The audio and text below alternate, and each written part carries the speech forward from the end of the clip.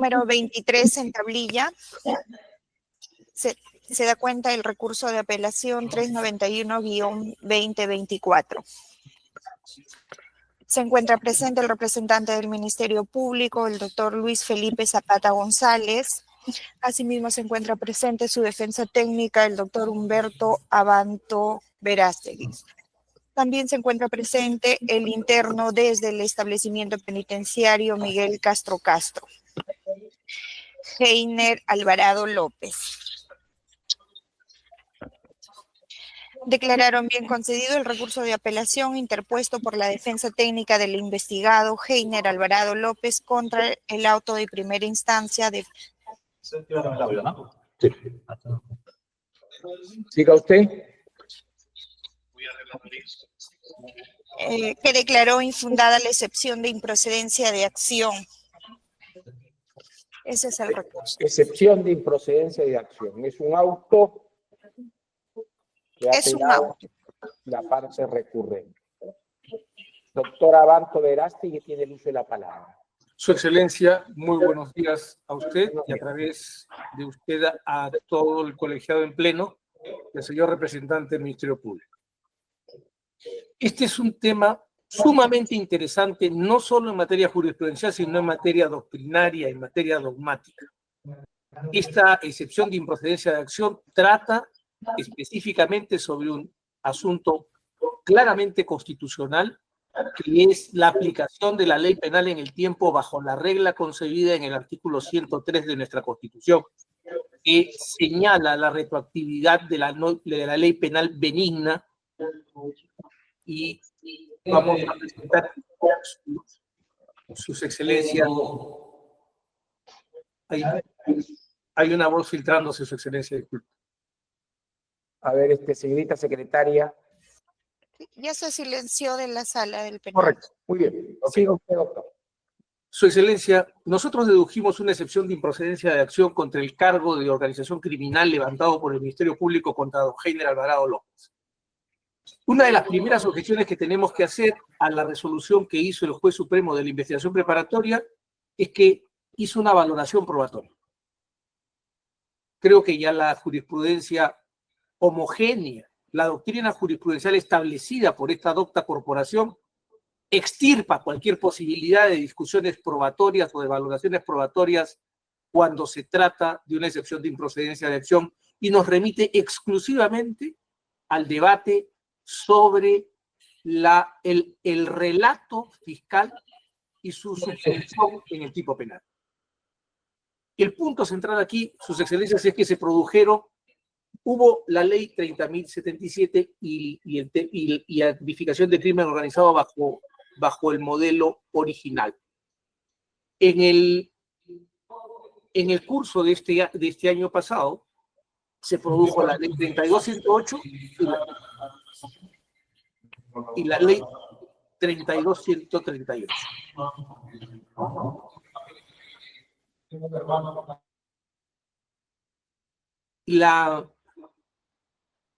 Yo creo que es difícil discutir que de las tres normas, la más benigna para el señor Heiner Alvarado López, en su caso, es la ley 32.108. Y en la ley 32.108 había una exigencia, una serie de elementos normativos que además esta misma docta corporación analizó en algunas de sus casaciones, aun cuando con algún criterio de censura respecto de la creación legislativa. El punto central es que, por ejemplo, no concurre el propósito de obtener directa o indirectamente el control de la cadena de valor de una economía o mercado ilegal. El planteamiento que se ha hecho en el caso no se dirige a eso. Un segundo tema importante es que se presenta contra la doctrina de esta misma docta corporación actos de coordinación como si fueran expresión de la membresía o pertenencia o integración a una organización criminal, que no es tema que tampoco fue analizado por el señor juez supremo de la investigación preparatoria. Si se sigue además que en el relato se establecen dos conductas ocasionales. La supuesta orden a una viceministra para que explique un proyecto de decreto de urgencia al buró político. Y por otro lado, la designación de personas supuestamente para copar el aparato del Ministerio de Vivienda en dos individuos precisos, el señor Yuri Wittenbury, quien hoy es ministro de Vivienda, y que además es un funcionario de carrera, lo que niega la posibilidad de la tesis del copamiento, y del señor Salatiel Marrufo, que sí fue incorporado como nuevo, pero que no supone el copamiento a la designación de un jefe de gabinete de asesores. Este planteamiento, que además va dirigido a un asunto que resulta crucial, porque toda la imputación de crimen organizado contra el señor Heiner Alvarado se centra en un objetivo: dictar el decreto de urgencia 102-2021. Y convendrán conmigo sus excelencias que si eso fuera cierto, en este caso no debería estar solamente Heiner Alvarado, sino debería estar el ministro de Economía y Finanzas, que es quien aprueba todas las decisiones que tienen que ver con movimientos presupuestales. Tendría que estar el presidente del Consejo de Ministros y todos y cada uno de los ministros que votaron favorablemente a ese decreto de urgencia. Por lo tanto, sus excelencias, el planteamiento mismo de los hechos subsumidos en el tipo penal no calza con lo que establece la ley 32.108. Y si bien se trata, y esto es lo más interesante del caso, de una ley intermedia, la doctrina mayoritaria es homogénea mayoritariamente en el sentido de aplicar la norma intermedia si beneficia al imputado. Y ese es el punto central que nosotros estamos planteando aquí. Al margen de las simpatías o antipatías políticas que pueda generar el señor Alvarado y el gobierno al que perteneció, la ley es ciega en ese aspecto y recupero la vieja imagen que tenemos de la justicia, que lleva una venda para no diferenciar a aquel a quien habrá de destinar su decisión. Al margen de todas esas consideraciones, el punto central, sus excelencias, es cuando ustedes se retiren a su gabinete, al momento de debatir, se pregunten una sola cosa. El relato del señor fiscal se compadece de la ley 32.108 del tipo penal de organización criminal consagrado en la ley 32.108. Si su respuesta es negativa, como yo espero que así lo sea, les agradeceremos mucho que declaren fundado este recurso de apelación, revoquen totalmente la decisión venida en grado y reformándola declaren fundada la excepción de improcedencia de acción. Muchísimas gracias, sus excelencias. Muchas gracias. El señor fiscal. Buenos días, señores magistrados, buenos días a todos los presentes. Este Ministerio Público procederá a absolver los agravios expuestos en el recurso impugnatorio teniendo en cuenta el principio de congruencia recursal. En este caso, la defensa técnica alega vulneración del derecho a la igualdad ante la ley y en ese sentido, pues, analizando el recurso impugnatorio, no se aprecia a cuál manifestación de vulneración al derecho indicado se refiere la defensa técnica, conforme lo indicado el Tribunal Constitucional en el expediente 3389-2021 en un proceso de amparo. Entendemos que la defensa técnica pues, se refiere a la igualdad en la aplicación de la ley, que según el Tribunal Constitucional se da cuando la administración y la judicatura deben aplicar de igual manera el derecho y resolver de igual modo cuando se enfrenta a supuestos sustancialmente iguales. Ahora, con respecto a la vulneración del derecho a la debida motivación de las resoluciones judiciales, donde se indica como agravio que a través de la excepción de procedencia de acción se cuestionó que la imputación por organización criminal contra su defendido se confunde el acto de integración con el acto mediante el cual la organización criminal cumple su finalidad. En ese sentido, señores magistrados, el ACU sí ha fundamentado, sino que lo que pasa es que la defensa no concuerda con esta fundamentación, pues indica que es indebida, pues implicó valoración. Sin embargo, señores magistrados, para adecuar los hechos al tipo se debe valorar, máxime si es un tipo complejo con elementos normativos e incluso de textura abierta. Además, en el caso concreto, lo indicado por la defensa es una visión parcializada. Se pretende aislar la conducta atribuida al señor Yeiner Alvarado, que por cierto, pues no se cuestiona la complejidad de la organización criminal imputada, sino su intervención como algo aislado. La organización criminal atribuida, pues en este caso, reúne los requisitos exigidos por la ley número 32.108, que modificó el artículo 2 de la ley 30.077. Conforme se detalla en la formalización, su estructura pues es compleja, comprende 7 brazos, entre ellos el buró político o gabinete en la sombra, el brazo congresal, el brazo familiar, el brazo lobista, el de la Secretaría General, el brazo ministerial con altos funcionarios y brazo obstruccionista, que abarca el aparato estatal en su más alta esfera, como es la Presidencia de la República, e integrada por más de 3 personas y con vocación de permanencia mientras durara el gobierno del expresidente Pedro Castillo. Bien, en este caso, pues, según la tesis fiscal, habría repartición de roles y no una simple intervención ocasional. En ese sentido, pues, una vez designado como ministro, el señor Yeiner Alvarado, pues, se integró a la organización criminal, siempre e incondicional, y tuvo participación activa a fin de consumar parte de los elementos objetivos de la organización criminal, como el otorgamiento de obras públicas. Como se podrá apreciar, señor magistrado, pues no se trata de una intervención ocasional, sino coordinada que obedecía al plan criminal.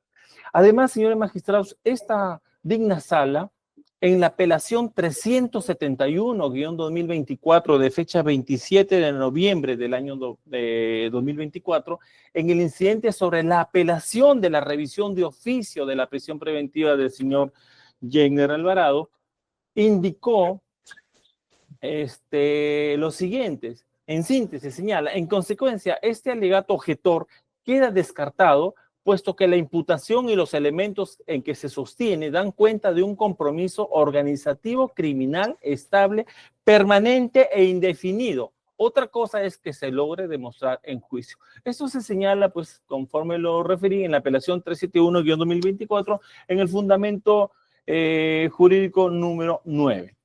Ahora, sobre la obtención directa o indirecta del control de la cadena de valor de una economía o mercado ilegal, que menciona en el recurso impugnatorio de la defensa técnica, cabe precisar, señores magistrados, que este requisito de tipo objetivo fue incorporado, conforme lo ha mencionado la defensa técnica, por la ley penal intermedia. Esta es la ley número 32.108, que fue publicada el 9 de agosto del año 2024. La cual pues fue modificada posteriormente por la ley 32.138 de fecha 20 de octubre del año 2024, que conforme a la casación 453-2022, se indicó que la ley penal aplicable es esta última conforme a su fundamento jurídico 4.3, descartándose así la ley penal intermedia. Empero, a pesar de esto, el ACU sí cumplió con fundamentar el elemento subjetivo de tendencia interna trascendente, indicando que se buscaba obtener un beneficio económico conforme lo ha sostenido el Ministerio Público. Esto es con respecto a los hechos que se le imputan al señor Yeiner Alvarado López. Igualmente, en la parte final, y para ir concluyendo, en el recurso impugnatorio, la defensa técnica habla sobre respecto el umbral de gravedad de la pena. En ese sentido, se tiene pues una visión parcializada, pues. En este caso, los hechos investigados se partieron o se dividieron en 2 casos penales, en 2 carpetas.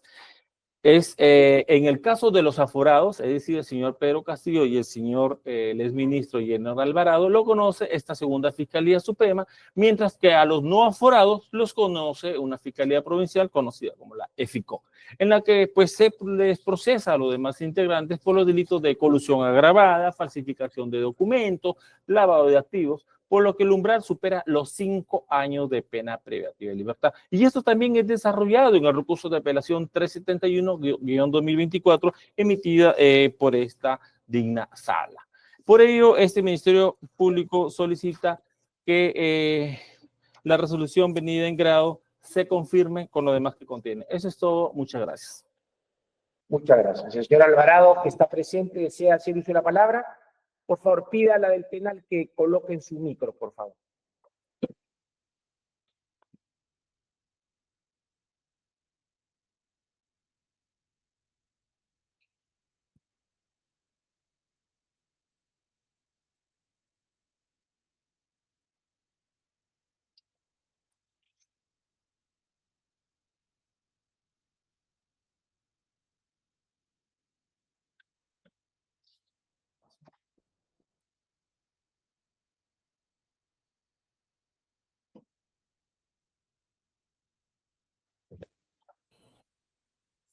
Correcto, ya tiene. Buenos días.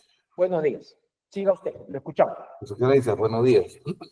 Buenos días. Quisiera iniciar esta oportunidad manifestando lo que el día de ayer, en el Día del Juez, la señora Janet Tello Giliardi, presidenta del Poder Judicial, manifestó: la justicia no es un juego de poder ni de conveniencia.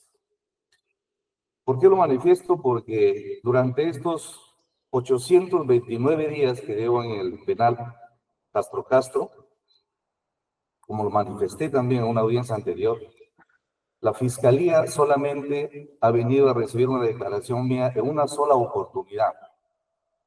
829 días en la que solo se acercaron a pedirme si voy a ser colaborador eficaz. Creo que el actuar en un país democrático no debería ser de esta manera. Durante todo este tiempo se debe recabar la información de investigación a los supuestos integrantes de esta organización criminal y contrastarlas con preguntas hacia mi persona, lo cual no se ha realizado. Agradezco a ustedes esta oportunidad porque me considero una persona democrática, que me adhiero, me ajusto a que la justicia realice el trabajo, pero que no se abuse de esta, solamente porque el señor Heiner Alvarado trabajó con el señor Pedro Castillo. Soy un peruano más que se somete a la justicia, pero no me someto al abuso de la misma. La justicia no es defender un poder, sino la democracia misma. Muchas gracias, Su Excelencia. Muy bien. Tratándose de un auto, la causa queda al voto, se resolverá inmediatamente. La audiencia ha concluido. Muy buenos días. Buenos días. Muy buenos días. Permiso.